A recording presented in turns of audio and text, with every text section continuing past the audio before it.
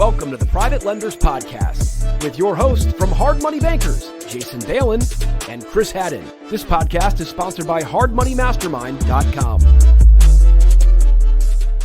Hey everyone, thanks for checking out the show. Chris and Jason here, Private Lenders Podcast.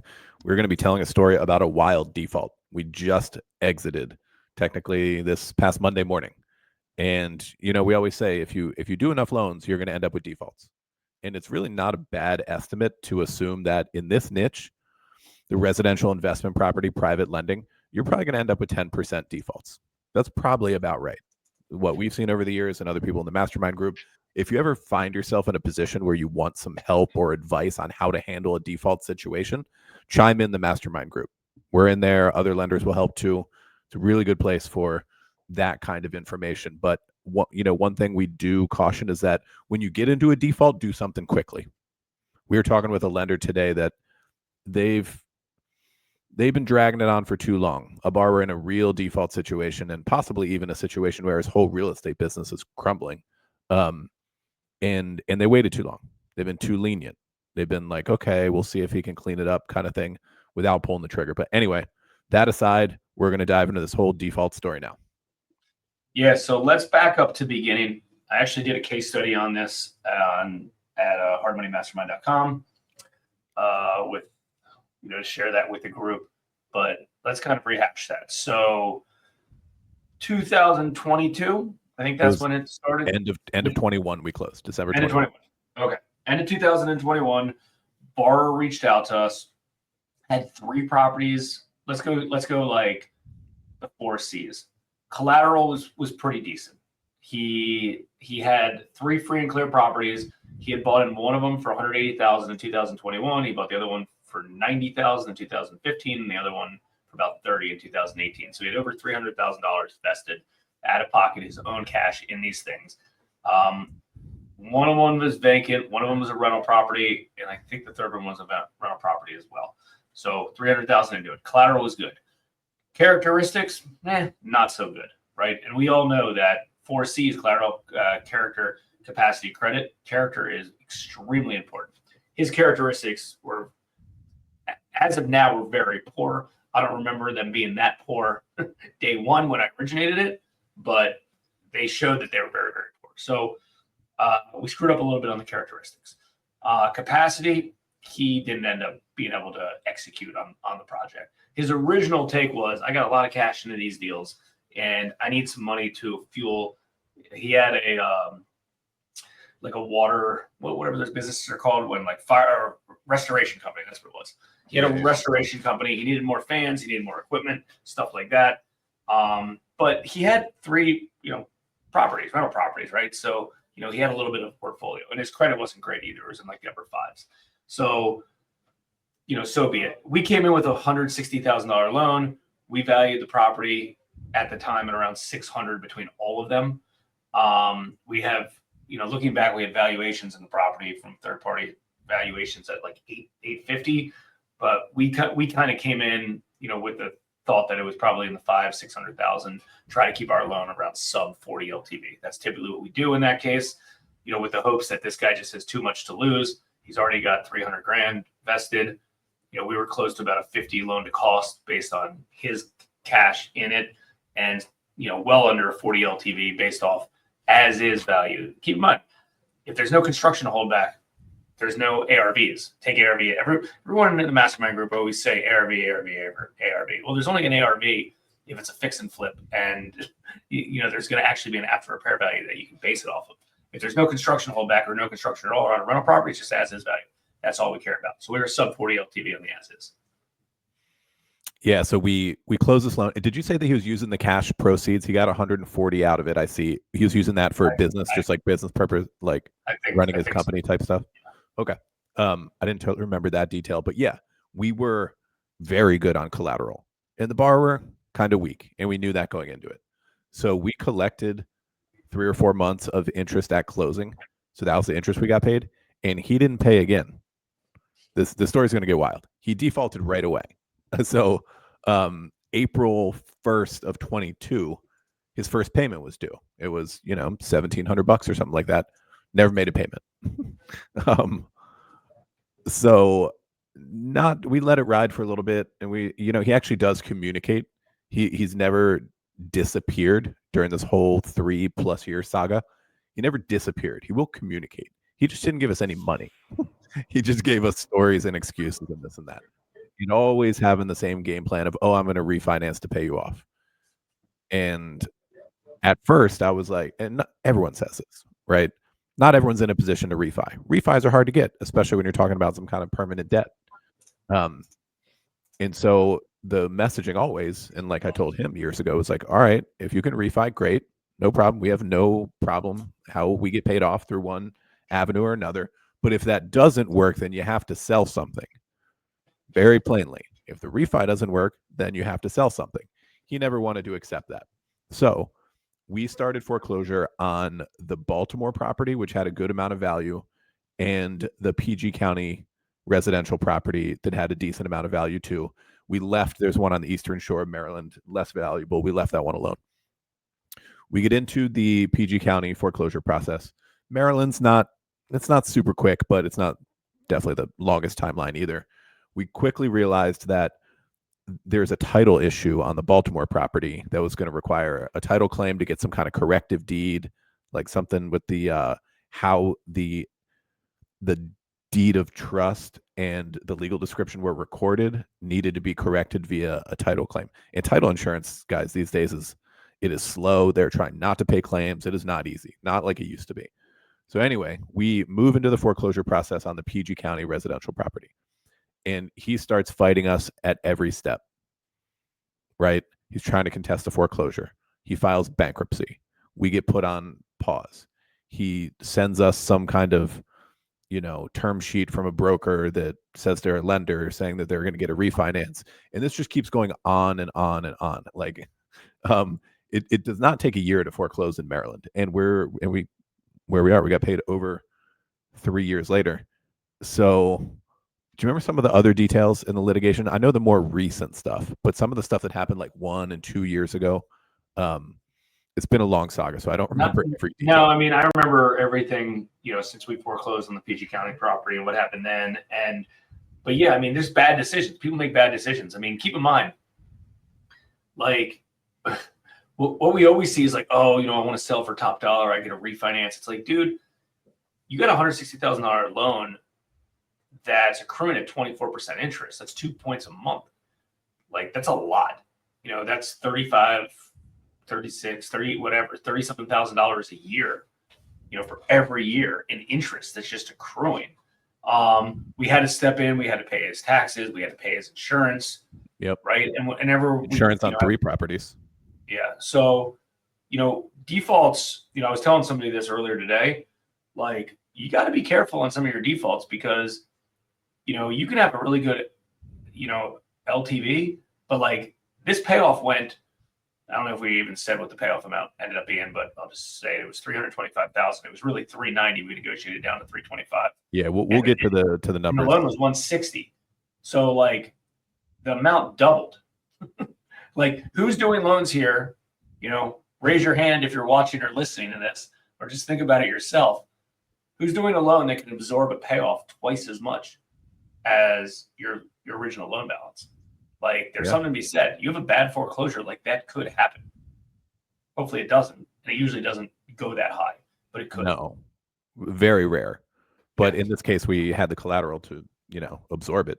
So, okay, let's get down to the exit part where all the action happened. There was a bunch of BS that happened over the past couple years and title claims, bankruptcy stuff, whatever. So, all right, we have the PG County property, which is, we're going to open bid at, I think we're going to open bid maybe at 140. It ends up selling for 175. This is a couple months ago. And he was kicking and screaming as usual. He had already filed bankruptcy a few times during this process to slow us down. So our attorney is like, look, if he tries to do it again, I'm going to consider it a bad faith filing that he's just doing to stop this sale and that he's already done X amount of times, and we're going to auction the property anyway. I said, cool, you're the lawyer, let's do it. So at the same time, about a week before the sale, he was emailing me. And again, like I said, he's been very present. He's been sort of proactive. He's been involved. Let's call it that. So he's emailing me saying, hey, if I make a payment to you guys, can you give me more time to get this magic refi to pay you off? And I was like, sure, we're happy to postpone the sale. We never want to go to an auction sale if we can exit it in another way. But sometimes you're in a position where that is the only way to exit. So I emailed him, and this came up in court, and I wrote this very specifically for it to come up in court, is that if the auction sale is going to be on Friday morning, it was the following Friday. And I said, if you send us $20,000 by Wednesday at 5 p.m., we will postpone Friday's auction sale for 60 days. That's what he asked for. That was the deal I gave him. Cool. Wednesday by 5 p.m. Very clear in this email. So what happened was we get to Friday morning. Wednesday comes and goes. We did not get the $20,000 by wire. Friday morning comes. It's the day of the auction. It's going to be at 11 a.m. Our attorney and the auctioneer going out to the property. Was it the property or courthouse steps? Either way. I think it was actually at the property this time. And out of the blue, about an hour before the auction sale, we get a wire from the borrower for $20,000. Mind you, the deal was Wednesday at 5 p.m. We get it Friday morning. And so I talked to our lawyer, and I'm like, that wasn't the deal. So I'm just like, I'm going to add it to the trust balance, reduce the total owed by $20,000, and go ahead and sell this property. At the same time, he is at, and our attorney, the associate who works for our main attorney, just told me earlier this week, that's the only time she's ever seen a debtor, a borrower, arrive at the auction sale to see it happen. He shows up there. He has his bankruptcy paperwork, whatever he filed most recently, that we're kind of ignoring because we considered a bad faith filing. He's waving it around, running around the auctioneer. You can't sell my property. I filed bankruptcy, and they told him their position on that. Then he said, well, I sent HMB $20,000 this morning, and we're already aware of that.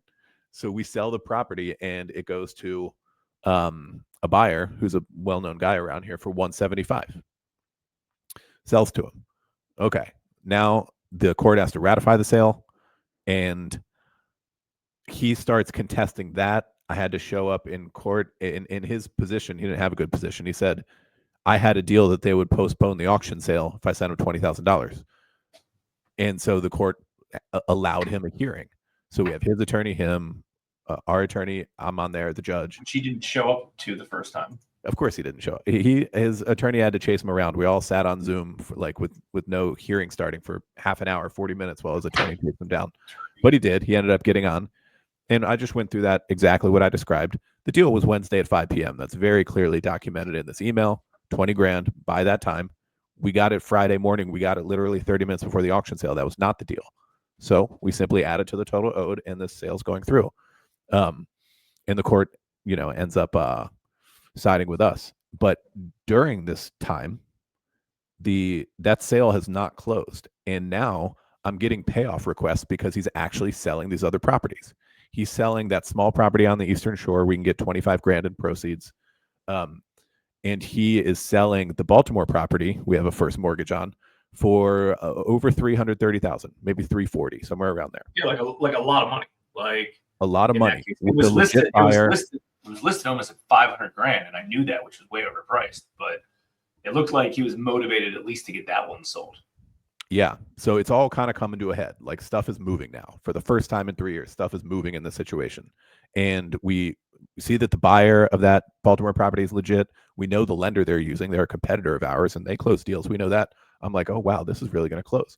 So I'm working with his agent because he disagrees with our payoff number. Mind you, it's a huge number. A $160K loan turned into a top over $390 with everything in. We don't have to collect all $390. We have a lot of wiggle room in there. But at first I was like, okay, we're going to reduce this to $350 through the sale of two properties. One, the Baltimore one has to close, and we're going to take in $325.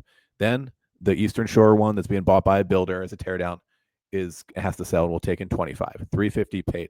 We have a conference call on this, and this guy is just constantly being difficult. He's been annoying his agent, us, our lawyers, just everybody involved, court, for years now. And so that was the offer I made. He basically said no. And then I said, well, then we have no choice. We're going to foreclose on all of it. That's what you want. I'm offering you a discount to pay off. He's like, I don't agree with your payoff number. I'm like, what do I say to that? What do I say to that? So I hang up after that conference call. I was annoyed. I thought we were getting out, and then he killed it again. And I remember I'm driving down to pick up my son. I talked to our lawyer real quick. I told him the story, and we're like, God, now we're gonna have to go back on that title claim, foreclose on the Baltimore property. And I'm driving back, so I'm in the car for like an hour. I'm thinking, and I decide to give his agent a call and say, you know what? Forget it. We don't need the proceeds from that $25,000, small sale over there. We can accept $325,000 only from the sale of the Baltimore property, and then based on this foreclosure that's going through in PG County, we won't be owed anything. That third-party investor buyer can buy that property, and all of the proceeds can go to the borrower because HMB is no longer owed anything, which is a really unusual situation to happen. You get foreclosed on a property, you have debt on it. By the time it gets to closing, you don't have any more debt owed to you, which is weird, but the attorney's gonna walk it through. So I was like, this offer is good for 1 day only. I'm talking to his agent because I don't talk to him, but me and the agent are on the same team. We're both trying to get this deal to close. I tell the agent $325. He has to go sign tomorrow. The buyer's already ready. They've been pushing back because the seller refuses to sign. Said $325, 1 day only. Go and sign. And to my surprise, he went in and signed the first thing the next day. That his agent did a really good job of advising him and getting him across the finish line, and no one else could do that, right? So they signed Friday night. Well, he signed first thing in the morning. The buyer went in. Lenders, docs, and wire arrived. We're micromanaging this whole situation because we're trying to get out of this thing. And they signed Friday night. We got the wire Monday morning, $325. I was doing some voodoo inside of our loan servicing system to hit that exact number. Like we ended up getting note rate interest, regular rate, a whole bunch of late fees. I mean, it's 3 years of interest. Like this is going to be a big number. We take our regular servicing fee. Investors get their regular return, which they're perfectly happy to get. We got back all the money we laid out for insurance plus the interest on top of that because we add that as a charge. And anytime we have to outlay money, the attorneys have been doing so much legal work that they were owed $53,000, which is a lot. Really unusual. He tested foreclosure for 3 years. He filed bankruptcy. Everything. Just attorneys in court, endless times. The only person he was hurting was himself with just these fees getting higher and higher and higher. He's like, well, I don't agree with your payoff. It's like, well, you don't even know what these costs are. They're endless because you keep, just pay the loan. And when you asked me earlier if I remembered anything, but between that and like a few months ago, I do. And what I remember is every few months when we got close to the foreclosure date, before he would file bankruptcy to try to keep things extending, he'd be like, oh, here's my offer, $100,000. And we're like, we're not releasing this for $100,000. It was just like outrageous things. Yeah. Or like once we agreed on 220, like 3 years ago, and he's like, okay, let's do 220. No. That was 2 years ago, 220 or whatever, like significantly higher. So it was kind of insane. And I mean, here's the deal.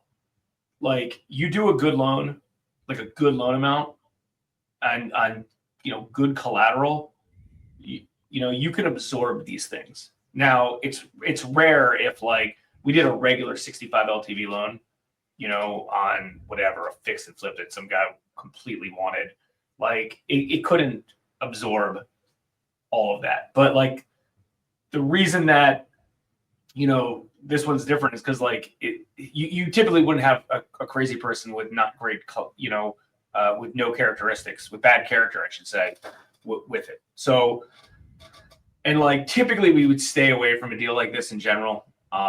We misjudged how bad his character really was, but the collateral made up for it. And like, that's why we do secured collateral based loans where borrowers have a lot of their own skin in these deals and we're at low LTVs. And if he didn't have 300,000 of his own money out of pocket on these things, we wouldn't have done that deal. Like if he inherited all those properties and they were worth 300, we wouldn't have done that deal. But he paid cash. We verified that it was his money. at some point he probably had a thriving business. He had real money that he was putting into this. Yeah.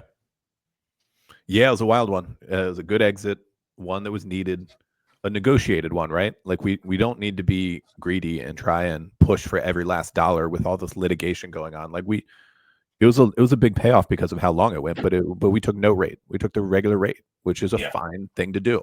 There's nothing wrong with that. Like in this niche of lending, like it pays well. We don't have to push it and get greedy and stuff like that.